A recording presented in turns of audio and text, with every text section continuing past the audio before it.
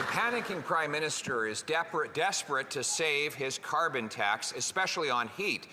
And he started by giving a temporary pause to some people in a region where he was plummeting in the polls and his caucus was revolting.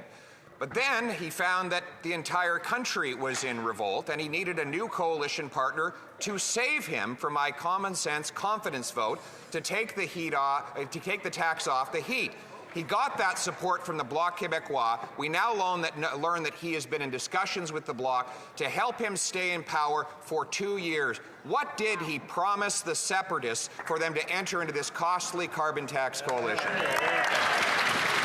Contrary to the divisive rhetoric that the Leader of the Opposition is putting forward, the measures we announced on transitioning people on oil to heat pumps apply right across the country. The doubling of the rural top-up right across the country. We're going to continue to work with Canadians to phase out home heating oil, which is dirtier and more expensive. And I want to recognize that we are willing to work with anyone in this House who will step up in the fight against climate change. And I thank the Leader of the Bloc Québécois for continuing to be firm on building a better future for all our kids, on fighting for climate change, against climate change on this and in other occasions. I welcome all parliamentarians to stand up in the fight against climate change.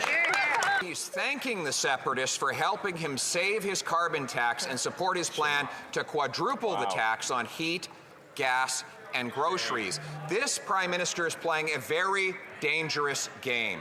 First, he divided Canadians by giving a temporary pause to some people in a region where he was plummeting in the polls and his caucus was revolting. When all Canadians then revolted against this divisive plan, he's turned to the separatists who say that they are going to keep him in power for 2 years and that the Leader of the Bloc has had a call with the Prime Minister to do it. In the interest of transparency, will the Prime Minister reveal what he promised the separatists for them to join in this costly carbon tax coalition?